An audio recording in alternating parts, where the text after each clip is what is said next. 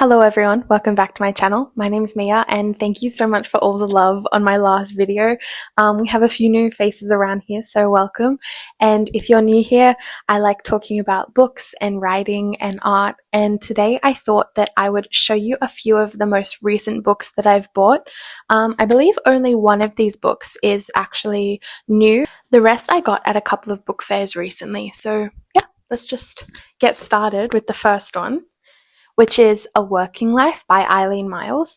This is the only book that I have new, and it's a book of poetry. I have been hearing about this author for a while and just hadn't picked up any of their work yet. I have a new rule for myself where if I want to buy a new book, I have to read it immediately, and I am also trying to get through a bit of my backlog of the books that I already own, so I'm kind of trying to make a rule for myself where every 3 books of my own that I read, I can buy a new book. Is kind of, it's kind of working. But this is the most recent one that I bought. I haven't finished it yet. I feel like Eileen Myles has a very unique way of writing and setting out their poems. Let me see if I can show you. Each line of the poems generally only have a few words in each line, so it feels like when you're reading it, it feels quite not disjointed, but things are interrupted quite a lot. You feel the line break. You kind of take a pause at each line break, so even if it's a full sentence spread over a bunch of the lines, you feel kind of like you're stopping and starting a little bit. At least I did. But I feel like it really works for the kind of thing that they write about. I'm really enjoying it, and I'm curious about some other things that they've written. They're like very, very prolific and have so many books. I'm interested in actually, I don't know if it's fiction or non-fiction by them, called Chelsea Girls. Either a novel or a memoir. I'm actually not too sure, but that's what I have my eye on next. But yeah, that was A Working Life. The next one I got is called Real Life by Brandon Taylor. And actually I read this book years and years ago. I think I listened to the audiobook. And I remember really enjoying it. Actually, I think I already own a copy of this, to be honest, but I love this cover and I found it for just a couple of dollars at a book fair. So I thought that I would pick this up, and actually I have someone who I think would be interested in this book as well, so I might gift my other copy to them. But this book, I remember it's kind of set at a university, and the main character is studying some kind of science or biology. Let me see what the front cover says. So yeah, the main character, Wallace, is at university working towards a biochemical degree. And it's a queer story. I think he gets involved with, is it like a classmate or a colleague or something? I really want to reread this book because I remember enjoying it a lot and I loved the writing, but I don't have much of a memory of what the story actually was. So it's something that I would like to reread at some point soon, I reckon. The next book that I got is Pilgrim at Tinker Creek by Annie Dillard, and I read A Writing Life by Annie Dillard and absolutely loved it, and I heard a lot about Pilgrim at Tinker Creek. I know a few years ago it was like credited by Lorde in the credits of her album Solar Power as an inspiration behind that, and I love that album so much, and ever since then I've kind of had this at the back of my mind and knew I was going to read it at some point. But yeah, I picked it up at a book fair. It's in really great condition, and I believe it is a memoir. Let me see. Her personal narrative highlights 1 year's exploration on foot in the Virginia region through which Tinker Creek runs. The result is an exhilarating tale of nature and its seasons. It's one of the books that I feel like I'll gravitate to at a certain point in my life. And I don't want to read it just to read it. I really want to just like be absorbed in this, I think. So no rush on this one. I feel like I'll get to it when I get to it, and I'm excited for that. The next book that I got is a poetry book called Pilgrim Bell by Kaveh Akbar, and I have read his other poetry collection, Calling a Wolf, And I absolutely love that. It's one of my favorite poetry collections, actually. It's so fantastic. So when I found this at the book fair, I was excited to read more of his work. He writes a lot about his struggle with addiction and recovering as an addict. I have already read this. I read it as soon as I got it, and I can see that I've dog-eared a few pages. I have to say it didn't leave as much of an impression as his last work, but I still really enjoyed it. And I know he also has a new book out recently called Martyr, which I've been hearing so much about and so many good things. It's one that I want to pick up, and I'm sure I'm going to love it because I love his work in general, and people are saying it's really fantastic. So that's on my radar. I'm sure I'll come across it at some point. But yeah, that was the poetry book I got. The next book I got was probably my most exciting find, and it's Nova Scotia House by Charlie Porter. And I so nearly bought this new for like $40 a couple weeks before I found this, and then I found it in really great condition hardcover for like $5, and I just snatched it up.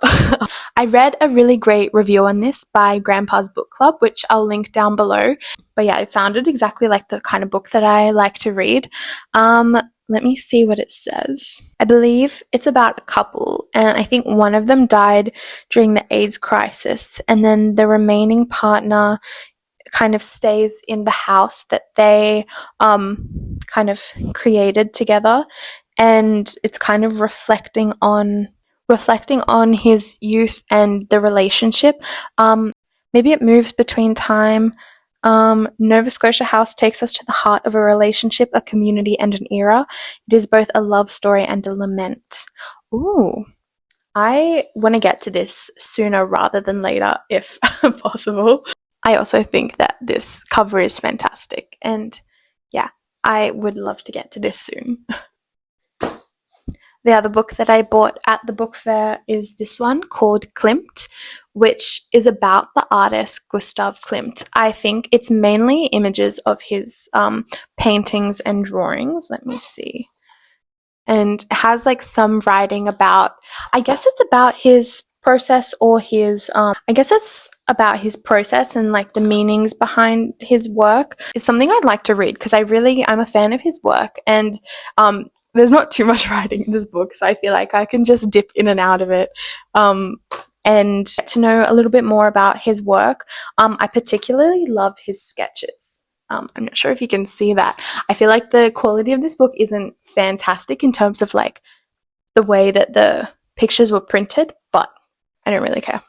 I remember seeing this artwork actually in one of the museums in New York. Wait, I think it was this one, or maybe it was of a bride, but it was this really massive painting that I was just like genuinely in awe of it when I saw it in real life, because it felt like it was glowing. I'm not certain that it was that one actually, but it made an impression on me, and yeah, so I'm curious about his work a little bit more, and it's not too much to get through. I love the inclusion of his drawings and paintings in this book, so I'm excited to get to this one. Another book that I bought is Indelicacy by Amina Cain, and I feel like I've seen this cover before, but I didn't know anything about it. I picked it up and the back sounded super interesting to me, and I was intrigued by the front cover, because this little title section is kind of formatted in the same way that you would like label a painting in a gallery or a museum or something. It says Indelicacy, Amina Cain, a novel, paper, ink, lamination, boards, and glue. And I was intrigued by that. And reading the back cover, that would make sense. So it says, a cleaning woman at a museum of art nurtures aspirations to do more than simply dust the paintings around her. Her marriage to a rich man offers a path to liberty and the realization of her dreams. But having gained a husband, a house, high society, and a maid, she finds that her new life of privilege is no less constrained. Not only has she taken up different forms of time-consuming labor, social and erotic, she is now, however passively, forcing other women to clean up after her. Perhaps another, more drastic solution is necessary. That just sounded so interesting to me. It says it's a novel about seeing, class, desire, anxiety, pleasure, friendship, and the battle to find one's true calling. But the thing that really sold it to me is it mentions inspiration from Clarice Lispector, who I love and really respect as a writer. So anything in that vein, I'm interested in. So yeah, that's Indelicacy. And the last book. I was so excited to come across this one. If you saw my other video on my book wish list, you would have heard me talk about The Museum of Modern Love, which is a book that I read a couple years ago on audio, and I've been looking for a physical copy since then. I finally found it. And this was at a book fair. Actually, funnily enough, I came across 2 copies of these at the same book fair. But I picked it up as soon as I saw it because I've been on the hunt for this for ages. It's probably one of my favorite books. I want to reread it in the physical form because I remember the writing being so fantastic and I want to underline parts of it and really just sit with it for a little bit longer. But it's by Heather Rose, and you can see a novel inspired by Marina Abramovic. I'll read you the back to kind of explain the plot a little bit better. Archie Levin is a film composer in New York, separated from his wife, who has asked him to keep one devastating promise. One day he finds his way to the atrium at MoMA and sees Marina Abramovic in The Artist is Present. The performance continues for 75 days, and as it unfolds, so does Archie. As he watches and meets other people drawn to the exhibit, he slowly starts to understand what might be missing in his life and what he must do. I don't even know what to say. I really love it. I'm excited to reread it. I'm so excited to finally have it. Please let me know if you've read this book. I would love to talk about it with someone. I'm not sure if anyone I know has read it, so please let me know. If you come across it, give it a go and let me know what you think. But yeah, those were the books that I've collected over the past few months. They will be added to my shelves. Actually, I'm moving soon, so these books won't be up here for much longer. Actually, I filmed a bookshelf tour of these shelves, mostly for myself to kind of preserve what my collection was like at this moment in my life. But if you're interested in that, it should be out in the next couple of weeks, so subscribe so that you don't miss that video. And yeah, thank you so much for being here, and I'll see you soon. Bye!